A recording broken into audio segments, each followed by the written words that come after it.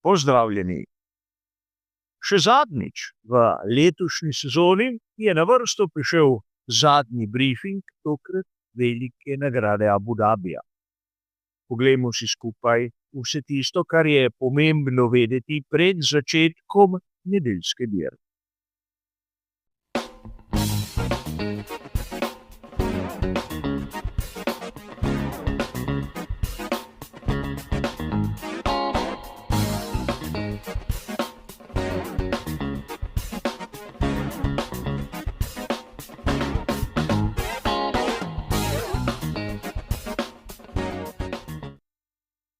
Tudi tokrat bo, kot ponavadi, zadnji brifing razdeljen na 3 dobro ločene dele. V prvem si bomo ogledali vse tisto, kar se je zanimivega zgodilo na samih kvalifikacijah.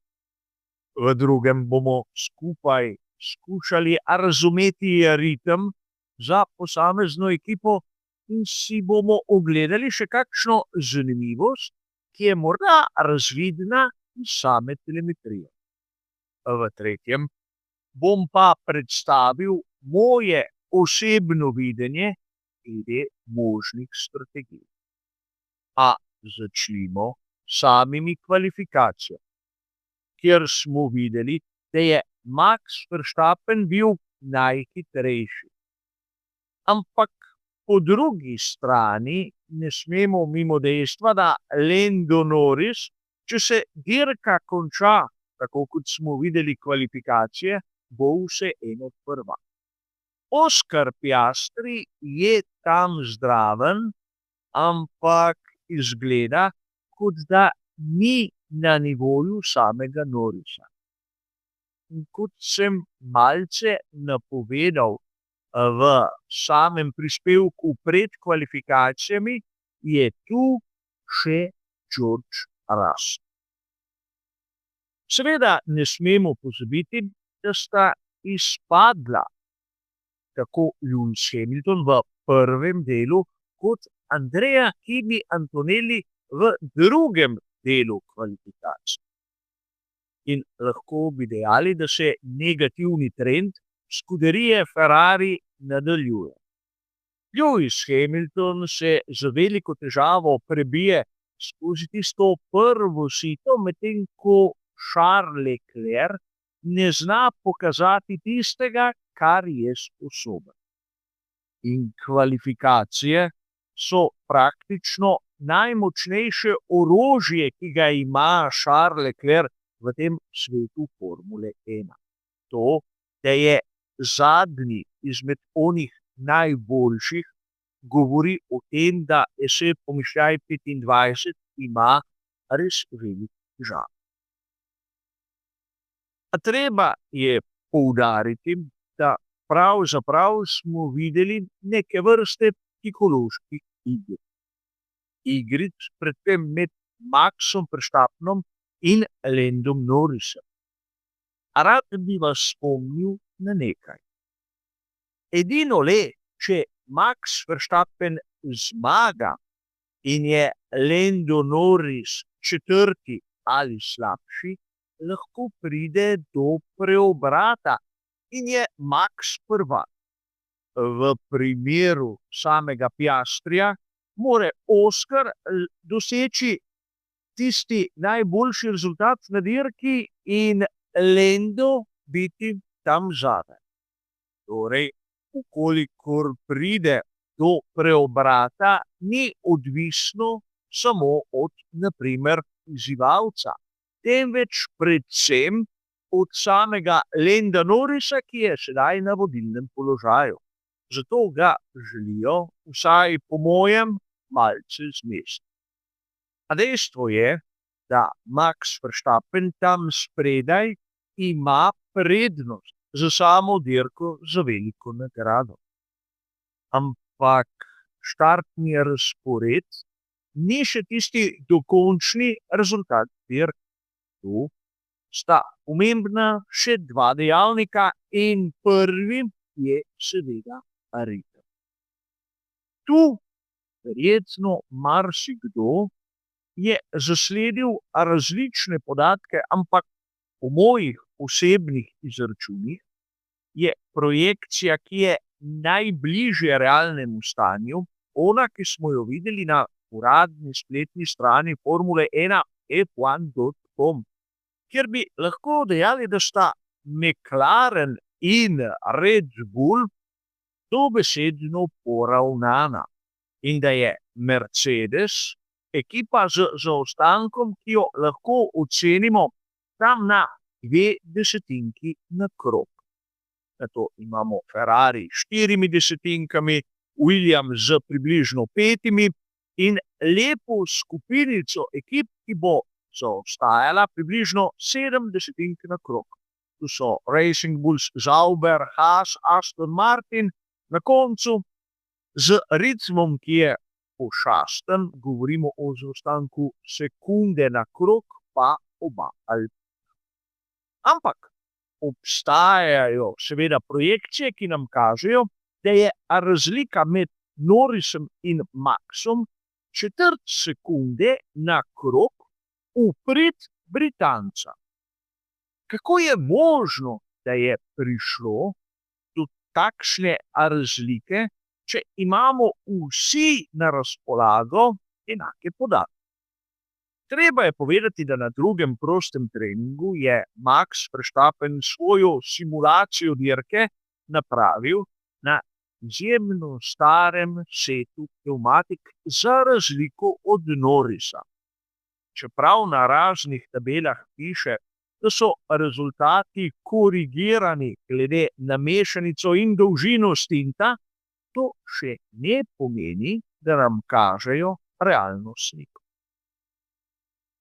A videli bomo v resnici, kaj se bo zgodilo na dirki. Zdaj bi rad vašo pozornost usmeril k eni podrobnosti. Res, kot bi lahko dejali, na prvi pogled je bil Lando Norris v simulacijah samega ritma boljši kot Max Verstappen. Ampak, če si pogledamo na primer rezultate drugega in tretjega prostega treninga, bomo videli, kako konstanten je bil Max Verstappen, kako je njegova krivulja ploska in seveda, koliko daljši je bil njegov stint. In tudi to nam nekaj pove. Iz rezultatov je moč razbrati nekaj. Da pri Red Bullu so svoje nastavitve nekako usmerjali v tisti smeri čim manjšega zračnega upora oziroma čim višje učinkovitosti, medtem ko pri McLarenu so kot običajno nekako več pozornosti namenili samemu oprijemu. Videlo se je to, na primer, na rezultatih, kjer je bil Lando Norris praktično izjemno konkurenčen v tretjem sektorju, medtem ko lahko uporabimo te podatke tudi za odgovor na neko vprašanje, ki se je pojavilo pri prejšnjih dirkah. Nekateri izmed vas ste spraševali, kako je možno, da Red Bull je nekako slabši v petek in na to, kar naenkrat v soboto med kvalifikacijami dobijo tisto rešitev problema in so zopet tam spredaj.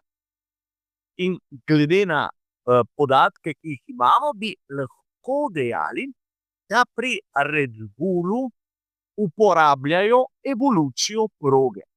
Namesto, da bi, na primer, Maxu Verstappenu dvignili pomožne profile na prednjem aerodinamičnem stabilizatorju in tako nekako dosegli višjo stopnjo oprijema, počakajo, da se proga dobesedno sčisti, da se na asfaltno površino nanese dovolj gume in se tako težava v bistvu sama odpravi.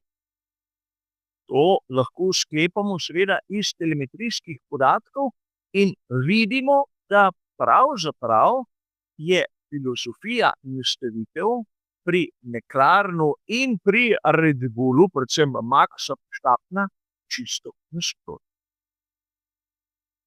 Sedaj prihajamo tudi do onega zadnjega dela današnjega briefinga, kjer si bomo ogledali moje osebno predvidevanje, kakšne bodo lahko strategije za nedeljsko dirko. Kot ponavadi, tistega, kar bo objavil Pirelli, še nisem videl. Lahko bom se približal realnosti, lahko pa popolnoma zgrešil. Ampak sam veliko nagrado Abu Dhabija vidim kot dirko z enim postankom.